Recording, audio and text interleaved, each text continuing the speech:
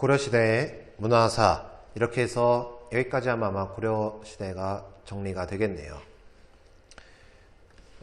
같이 보겠습니다. 유학개발다가 역사서 편찬, 유학, 중기, 최충, 김부식 이런 사람 나오면 고려시대라는 것만 기억하면 됩니다. 최충과 관련돼서는 하나 기억해야 될 게 구제학당, 해동공자라는 칭호로 얻었고 구제학당 설립해 제자들 양성했습니다. 자기가 그러니까 은퇴하고 나서 오늘날로 따지면 내가 만약에 학교를 관두고 나서 새로운 학원을 차렸다고 생각하면 돼. 김부식, 보수적 현실 안정을 추구하는 경향이 있었습니다. 그래서 김부식도 사대하는 거 하려고 했고 결국 그 묘청의 서경천도운동 반대해서 진압하게 된 거 다 기억나죠? 네. 전체적으로 보수적, 사대적이었습니다. 이때 유학의 특징들. 그래서 문벌귀족 사회와 관련된 내용들이고 무신집권기, 대체적으로 문벌귀족이 약화됐고 유학교육이 위축되면서 침체기를 겪게 됩니다.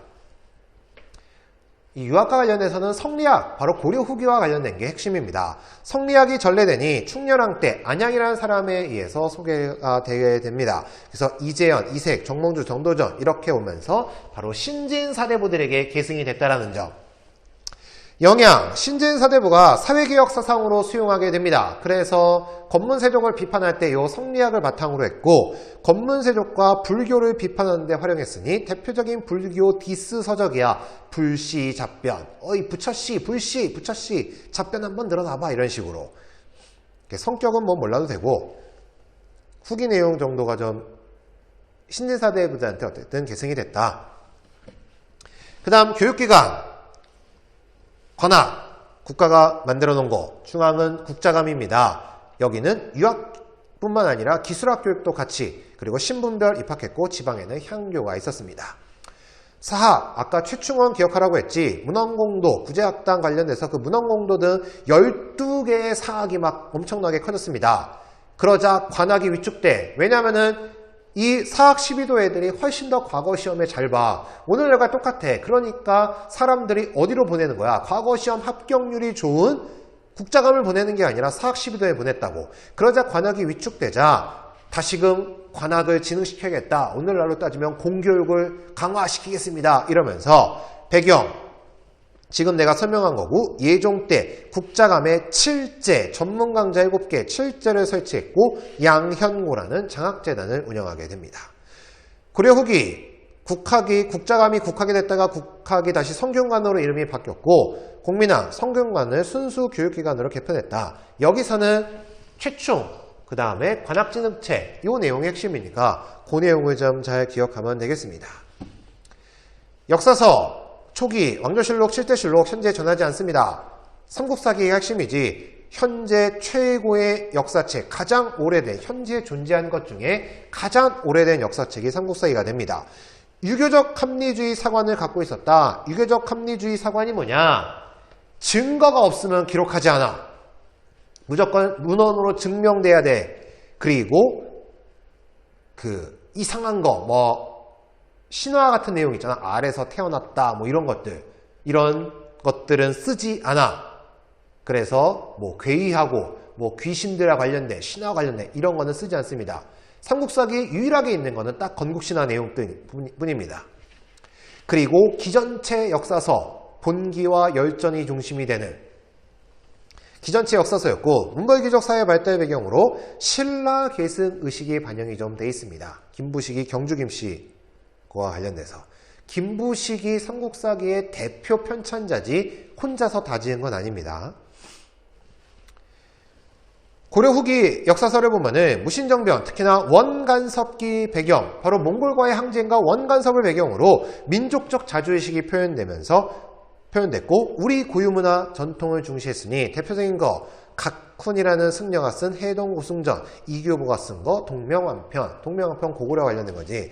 그 다음에 일현이라는 승려가 쓴 삼국유사, 이승유가 쓴 제왕운기, 동그라미 2번에 있는 삼국유사 제왕운기, 이거의 특징은 단곤신화가 기록됐다는 점. 고려 말기에 정통의식과 대의명분을 강조한 거, 유교적 사관, 성리학적 유교사관은 바로 이거야. 정통의식과 대의명분이 강조된 거. 대표적인 게 사략, 이재현이 쓴 게 있습니다. 근데 이 고려시대 문화사에서 거의 나올 수 있는 거는 바로 이 불교와 관련된 거, 단독 문제로 나올 만한 건 불교입니다. 불교 핵심적인 사람 의천, 그리고 진울, 해심, 요새가 나오는데 단독 문제로 나올 만한 사람은 의천과 뒤에 나올 진울이 됩니다. 의천, 교종을 중심으로 선종 통합하려고 했습니다. 의천이 문종의 셋째 아들인가 넷째 아들인가 아마 그럴 텐데, 교종을 중심으로 선종을 통합했고 천태종을 창시하니, 우리가 남북국시대 때 원효 의상하면서 키워드 기억하라고 했잖아. 마찬가지입니다. 의천의 첫 번째 키워드 바로 천태종. 그거와 관련된 절, 국청사, 그리고 교관겸수. 교와 관을 겸해서 수양해야 된다. 교는 교종, 관은 선종. 교종, 선종 둘 다 겸해서 수양해야 된다라는 게 제창한 게 바로 의천의 주장이었는데, 안타깝게도 죽고 난 다음에 교단이 분열되면서 다시금 교종, 선종 다 분열되게 됩니다. 고려 후기와 관련된 거는 진울, 해심, 요새. 의천과 함께 단독 문제로 나올 사람 바로 진울이 됩니다. 진울의 키워드 수선사 결사를 제창하고 그거와 관련된 절이 송광사가 됩니다. 아까 해동, 천태종, 국청사가 의천의 키워드라면은 진울은 수선사 결사, 송광사, 그리고 정해쌍수, 도노점수, 정과 해를 쌍 둘 다 수양해야 되고, 도노 갑자기 깨우치고 그걸로 끝나는 게 아니라 점진적으로 수양해야 된다. 이게 그 진울의 주장이었으니 선교 일치, 선종과 교종을 일치하려고 했어. 선종이 먼저 나오는 거, 의천은 교종 승려였다면은 진울, 해심, 요새 다 선종 승려들. 그 다음 해심, 정해쌍수 드립하려다가 그냥 말하겠네요. 아는 사람은 알겠지 뭐. 해심, 진울 제자입니다. 진울을 계승했고 유불일치설, 해심의 핵심 키워드는 유불일치설이 됩니다. 유교와 불교를 나름대로 일치시키려고 했습니다. 그래서 심성도야를 강조했는데 유교와 불교를 일치하려고 했다. 이것으로 인해서 성리학 수용에 이미 사상적 토대가 이때부터 마련되게 됩니다. 요새 핵심 키워드 백년결사, 강진에, 전라남도 강진에 있는 만덕사, 이게 오늘날 백년사라고 이름이 바뀌었는데 그 만덕사에서 백년결사 제창했고 연불을 중심으로 수행을 정진하는 운동을 전개했습니다. 그런데 핵심은 의천, 그리고 진울이 핵심이니까 그 키워드들 잘 정리하면 되겠습니다. 대장경, 고려 불교의 호국적 성격, 국가를 보호하는, 외적의 침입을 받았을 때 대장경을 만들어서 부처의 힘으로 나라를 좀 구해보자 라는 의미로 했습니다. 초두대장경, 바로 거란 침입 때 그 거란의 침입을 막기 위해 제작됐는데 몽골 침입으로 소실되게 됩니다. 그 다음 교장, 대장경에 대한 주석서인데 의천의 키워드 중에 하나 기억해야 될 게 교장이 또한 있습니다. 그래서 의천이 편찬했고 목록인 심편제종 제장교장, 심편제종 교장 총록인가? 이거 내가 좀 오타난 것 같은데 나중에 키워드 정리할 때 다시 정리해 놓겠습니다.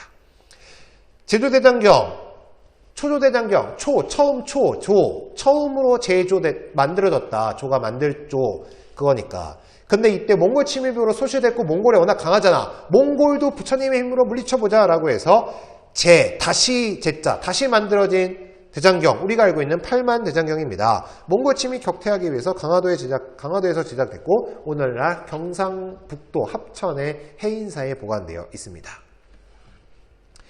과학기술의 발달, 목판 인쇄술, 지금 대장경 조판 얘기했고 활판, 바로 금속활자와 관련된 겁니다. 금속활자 관련된 거는 뭐 상정 고급 예문이 가장 오래된 건데 현재 존재하지 않고, 현재 존재하는 것 중에 가장 오래된 거 직지, 심체, 요절, 확 줄여서 직지. 이게 지금 프랑스에 가 있나 그럴 겁니다. 의학, 태의감에서 의학 교육했다. 향약 구국방이라는 책 편찬했다. 그 정도만 기억하면 되고, 건축과 조각, 요거는 단독 문제로 나오기는 조금 그렇고, 이 문화재 내용을 딱 보여주고 이거와 관련된 나라, 그래서 고려시대 관련 그런 거 찾는 거.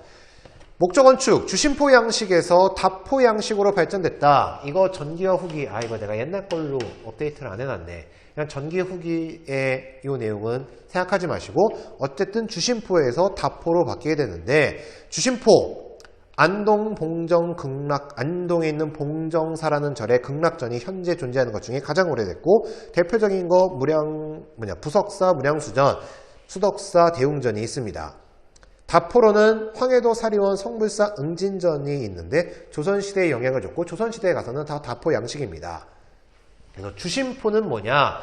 기둥주, 기둥 가운데, 기둥의 가운데 공포가 있는 거고, 다포는 다, 마늘 따자, 공포가 많은 거야. 이게 다 공포거든. 그래서 훨씬 더 화려해 보이는. 요게 부석사 무량수저. 쌤이 직접 가서 찍은 건데 잘 보일지 모르겠네요. 영상으로 컬러를 좀 넣어주면 되나? 모르겠네. 아무튼 부석사 무량수저. 고려시대 문화재에서 건축물이 나온다면 무조건 이거 나옵니다. 석탑, 다각 다층 탑이 많다. 불일사 5층 석탑, 월각사 8각 9층 석탑, 경청사지 10층 석탑, 월정사 8각 9층 석탑, 경청사 10층 사지 석탑 정도 기억하면 됩니다. 요거는 문벌 귀족사회, 고려 전기, 사치스러운 면모, 원나라 영향, 당연히 고려 후기를 대표하는 거, 조선시대 원각사지 10층 석탑으로 계승됐다. 요게 불일사 5층 석탑. 근데 그나마 탑에서 나온다면은 이거 아니면 이거. 이거는 고려 후기, 이거는 고려 전기. 승탑, 그냥 그런 게 있구나. 불상, 우리 하남시니까 화사창동 철불, 이런 거 있고, 굳이 여기서 기억해야 된다면은 논산 관촉사 석조미륵보살입상. 이게 뭐냐면은 누구야? 광종과 관련돼서 같이 연결지어서 나올 수가 있습니다. 요게 하남 화사창동 철불, 그리고 지금 내가 광종, 이게 바로 미륵사 논산에 있는 관촉사 미륵보살입상, 그리고 요게 부석사에 있는 아까